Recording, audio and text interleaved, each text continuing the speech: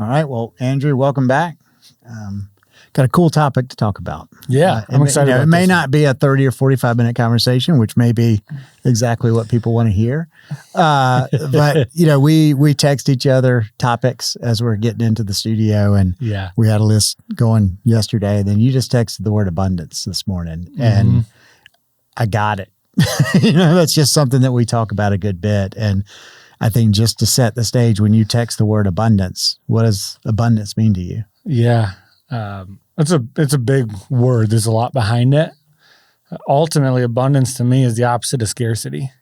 And scarcity is rooted in fear, and abundance is not. Yeah. So it's the exact opposition of fear. So anytime we're making a decision or a thought based out of fear, which a lot of times shows up as control, that's the exact opposite of abundance, rather than trust and love and just knowing that there's enough for everybody and everything, and you're going to be taken care of, and so are they.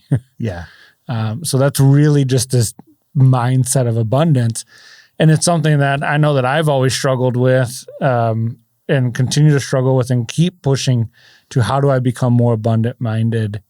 And it's something we've talked about, and it's circling a little bit, and even in our circle.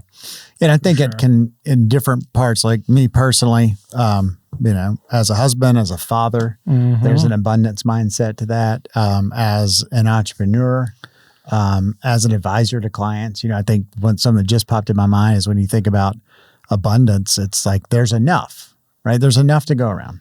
If you want to go work hard and do your thing, there's enough. And when a lot of times in business, it can be competition. It's like, oh, someone's already doing that. But when you think about car lots, right, it's like, well, the Volkswagen's across the street from the Chevy, which is across the street from the Volvo and the Toyota. It's like, if you're going to buy a car, you had to have abundance. You're going to go to ABC Street that has 12 they're all car lots. there, right? Yes. And they don't be like, well, I can't open another car dealership. That market's already taken, right? I think that's a really good visual metaphor for abundance in business. Absolutely. But then I, personally, abundance attached to scarcity. And I think in early stage businesses, it can be very evident about the scarcity mindset. And that's a trap. And you do a good job of talking me out of that when I say, like, hey, I'm a victim of our scale. The scarcity is a victim's mindset. Like 100%. I am at the mercy of the fact that I have a small team. Yeah. And it's like, you are blessed because you have a small team. Absolutely. Right? Absolutely. It's like, how do you view that? Do you view it from a point of not enough, or that there is enough? Yeah. And every situation's hard. Every situation's hard. So if you have a team of 8, it's hard. If you have a team of 18, it's hard. Yes. If you have a team of 80, it's hard. Yes. So it's like getting out of that mindset of like, oh, it's just because we're at this scale, this is why it's hard. Yeah. No. It's always going to be hard. It's always hard. Yeah. Yes. And it's hard and good. Yes. Right? It's like the Jocko Willink, like good. Yeah. It's a good thing that it's hard. Yeah. Because we are the team to work through it and solve it. And that's, in an EOS world, it's like there's an issue. Why does that issue exist? So we can solve it and figure out what the next issue is. It's like there's never a there. It's Correct. not like this mindset of, when we only get here, things will be better. Yes. It's like, no, just accept where you are. And especially in an entrepreneurial set or a business setting, like your job is to solve problems. Yes. Right. And there's never going to be no problems. Correct. Exactly. That's part of being a leader. Yeah. That's part of being a human, is that we innately want to solve problems, and that's the roles we're in, is to solve problems and to keep going. Yeah. Well, when we talk about abundance in general, maybe let's talk about some specific examples of like when this really kind of shows up. I think everybody can relate to it when you think about abundance versus scarcity, talking about competition. Yeah. And how do we view competition and have an abundance mindset compared to a scarcity mindset, specifically with that? Yeah, I think for me, on the strength finders, right? Connector is high for me. So that's always been something that I have naturally done is, most people know me. I'm the guy that knows a guy. Yes. So Yes. people will call me for whatever reasons. And there's a lot of that I enjoy. Yeah. But then at times it can be like, do I really need to call this person back? Do I want to? But yeah, it's just letting go of the selfishness and embracing more selflessness and just being like, hey, I can help this person out, even if it's just passing a name along or kicking their resume over to someone, just that scarcity can be a time thing. Like, I don't have time to do this. When when you look at your time, you can always find time to do something that may be simple or a few minutes and really help someone else out. So I think there's that. I think money and time are the two most common, I would think, scarcity struggles that people have. Yeah. I also believe that there's kind of, when you think about like money and time, let's put those on a shelf because I want to talk about those, like money scarcity and time scarcity. But that's probably the driving factor around competition scarcity as well, right? Is the money side of it. But if we talk about that competition side of like, from a business perspective of having a scarcity or abundant mindset, I think this is where like my faith comes in as well, because you hear certain people talk about abundance mindset where it's like, well, if I do the right thing, it'll come back to me. Well, like that's actually the opposite of the abundance mindset. Yes, correct. Yeah, the abundance mindset is there's nothing to come back. Yes. There's no reason for anything to come back because it's truly, I am giving to give and I know that there's enough out there. Yes. And it's not because you have, it's not taking away from me. Correct. Or because I help you get, I expect something back. Yeah. Right. And so it's that I am doing what is best for all. And I believe that God's just going to take care of me. Absolutely. Yeah. Yeah. And it may be in a ways that I have no idea, or even if it doesn't, like it's still the right thing to do because I know God will make sure that I'm taken care of. Yeah, absolutely. And I think on that, the scarcity mindset can be like, they're again, don't have time, money, team, whatever. But if you look back, it's like, well, provision has been here the whole time, right? As an entrepreneur, you look back and you're like, I don't know where I'm going to get $3,100. Like literally true story for me is like, I don't know. Like how are we going to pay $3,100? And then like an hour later, you're like, you find out like, oh, here's $3,101. Like, exactly. It's like, it gets that close. It's like, all right. Yeah. I mean, I forget what verse it is, but I mean, the birds don't worry about food, right? Right. And, but I think that is definitely an abundance mindset is just to, to wake up and do what you can do, without worrying about what's going to come back. Right. And I think from like a true story on that for me was, I've naturally recruited people and hired people and connected people and helped people find jobs for my whole career. And then someone's like, you should be a recruiter. And I did it. And after about 2 years, I realized that the motive now is the money. And because this client is paying me, and I have good talent and this talent would be great for this other person who's not paying me. But then I actually have an ethical dilemma as a 100%. Business owner. And I'm like, well, I can't do this for free and charge over here. There's, I felt like that actually was out of integrity. So I ended up kind of getting out of recruiting because it took the fun out of me just helping people find work. Absolutely. But I've always helped and I don't think, subconsciously I have a motive. I'm just like, I know that connecting people is something I enjoy doing. Mm-hmm. Absolutely. And you texted me or called me prior to your annual planning and you said a phrase, I'm paraphrasing, but like you're excited to plan from a perspective of abundance this year. And where'd that come from? What does that mean? Honestly, I'll tie this back to faith.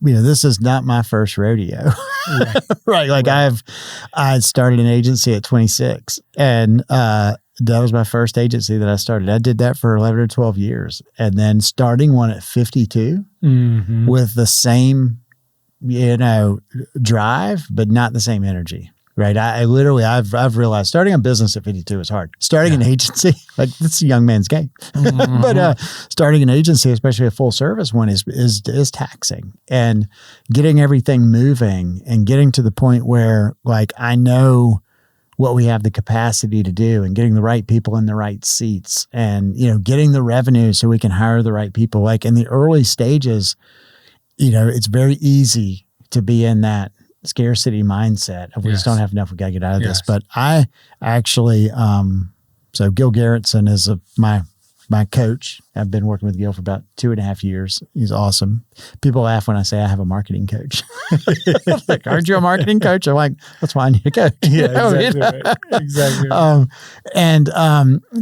But Gil and I met 2 months ago on a Thursday, and I woke up that next Friday morning, and he never texts me, and I was in the middle of texting him. And I said, hey, I was doing my devotional this morning, and then just God kind of laid on my heart that since I went out to work for myself, January 1st, 2021, never missed a paycheck. Never knew where they were going to come from, yet never missed one. As we've built the team, we've never missed a payroll, right? And so that scarcity mindset of how are we going to make payroll, how are we going to do all this? And then Warren, my integrator, he's like, hey, this is amazing. We haven't missed a payroll. Now it's not that we're early stage, right? It's not that we're not a healthy business. It's just as you're growing, you're constantly reinvesting, and that's your entrepreneurial fear is payroll, right? But I've been holding. I've had a heart of scarcity, because of 2008, right? I had a team. We were growing. 2008 came. The world fell apart, and the rug was pulled right out from underneath us. Yeah. And at the time, that was a very scary time, right? I look back, it was a blessing. It was like God had a plan, and that wasn't it for me at the time, but his plan has worked itself out. Went and did that for 10 years, came back, started my own thing again. But I've had this wound that was still there, even though it's been 17 years, right?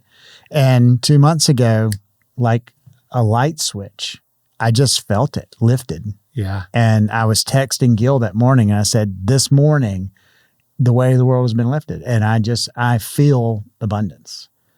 And I feel like, God's faithful, and I don't need to worry about I am your entrepreneur, right? Got out there, I've done multiple things. Some failed dramatically. But then, it took a lot to rebuild a career, to get my wife to trust me starting my business again, right? To get people who may have worked for me that I had to let go in 2008 trust me again, right? There was a lot of that I've had to work through, but in the past 2 months, it just has clicked. And so going in, one, from a traction perspective of seeing, we're on target for the year, Q4 is lined up based on what we planned, all that's good.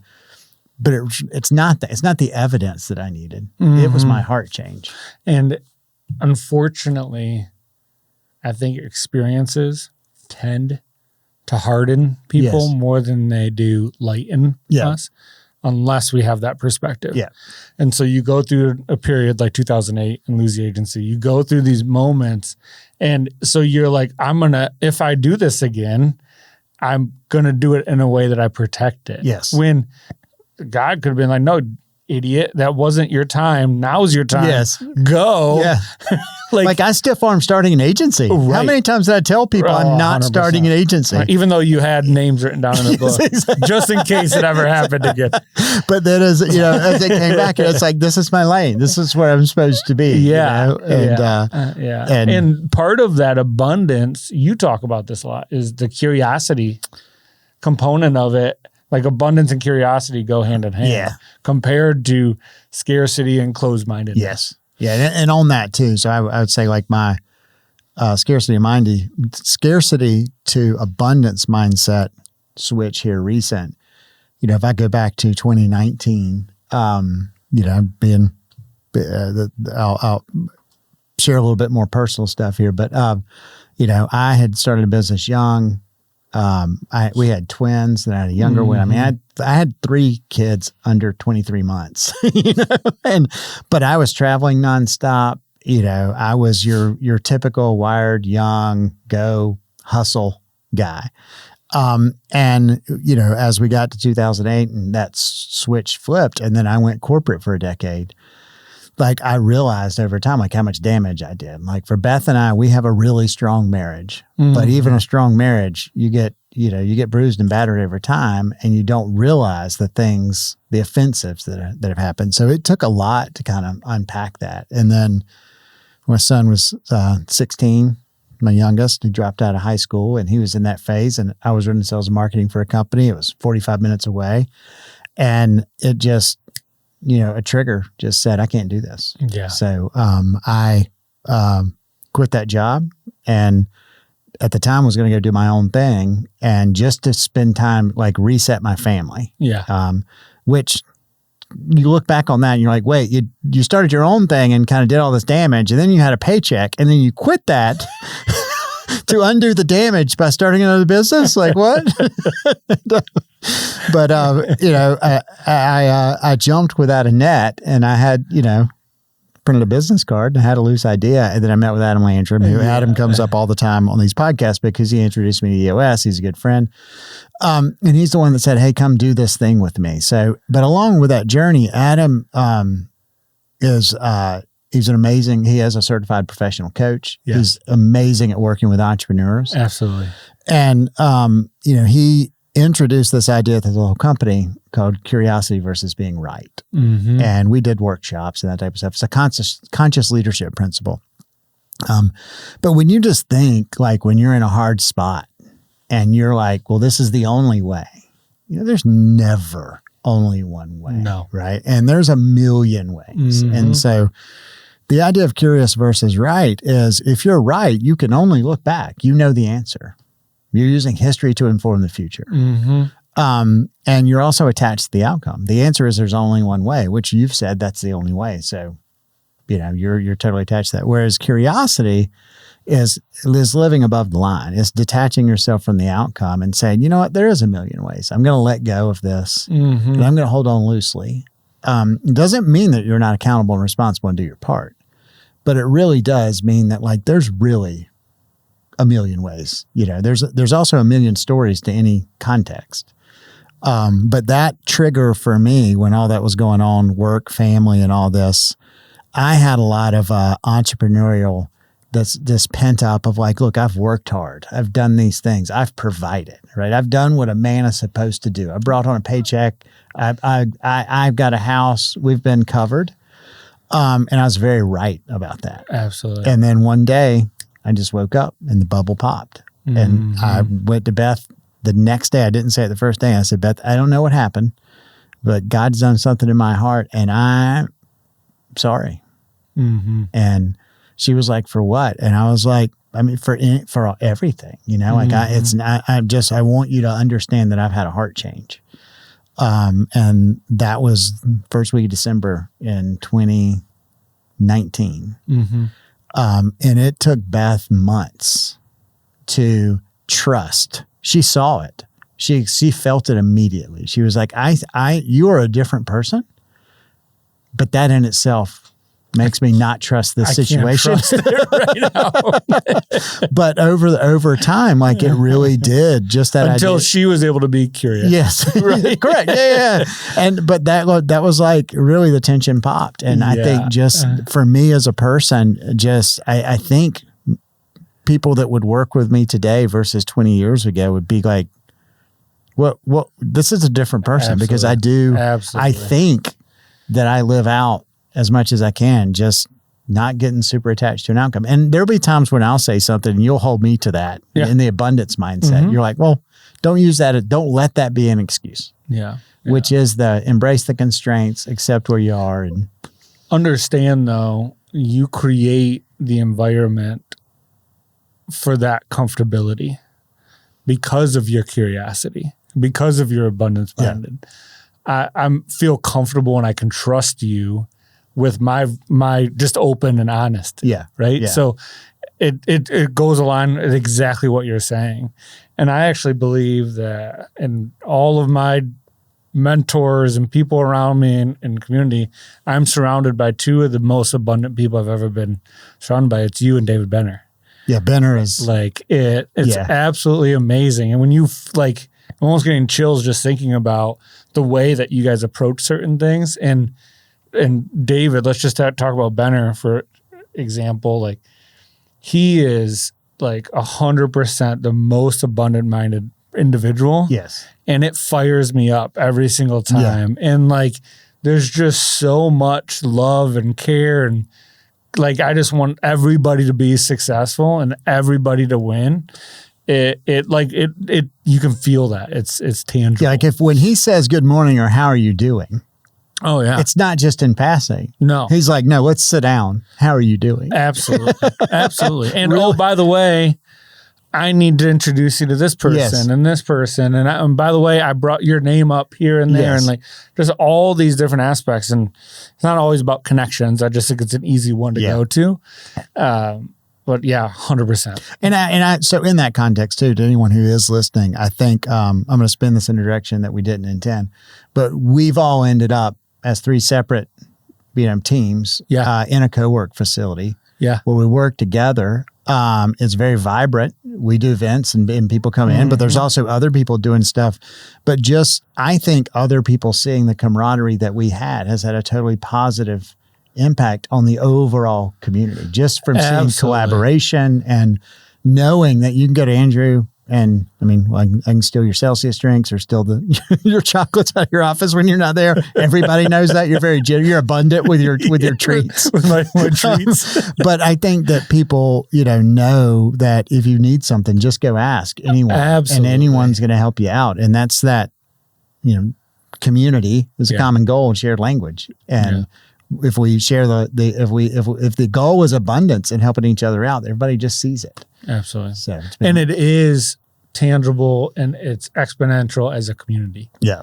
So I think there's something that's personal that is important, but it is amazing when you have a team that's abundant. Yeah. So we have our little cohort of advisors, different things that we have this as like a core philosophy for us, and that you can feel it when you're around it. But think about teams, like actual leadership teams or organizational teams. Like when there's abundance mindset, it's like we're going to go conquer the world. Absolutely. Yeah. And knowing that everybody else can conquer the world with us. Yes. Yeah. And let's just go. We're not afraid. Yeah. And it goes to the grow or die mentality, which I 100% prescribe to, that if you're not growing and you're not in growth mind, you're slowly dying. It's because you're scared and you're trying to protect. Yeah. And it's just, Stacy, my wife, always talks about how there's like a tipping point emotion to go from scarcity into abundance. And that tipping point emotion is courage. So like going in direct opposition of what you typically would do is courage, which if you typically are in this scarcity mindset, just have courage and it helps you transition into abundance. Yeah, there's a podcast called Two Bobs. It's one really popular in the agency space. And I was listening to it driving over here. And the current episode is, I think it's called Grow or Die, or Growth or Die. Yeah. And Blair Enns used the phrase, let me see if I get this right. He said the greatest growth, the drive for growth is the single most fundamental force in existence. That the world is wired to be striving and putting effort in. And when anything stops that, it starts dying. And I think that, but that tying that to abundance is there's always enough, right? And helping other people. And really the abundance comes when you remove the filter that says, what's in this for me? Yeah. That's the scarcity mindset. What's in this for me? And you'll see everybody grow when you let go of what's in this for me. Absolutely. Absolutely. All right. Well, it's been a fun conversation, a little off topic of what we typically do, but hopefully people like it. Absolutely. So, thanks, Jamie. Until next time. All right. Have a good weekend.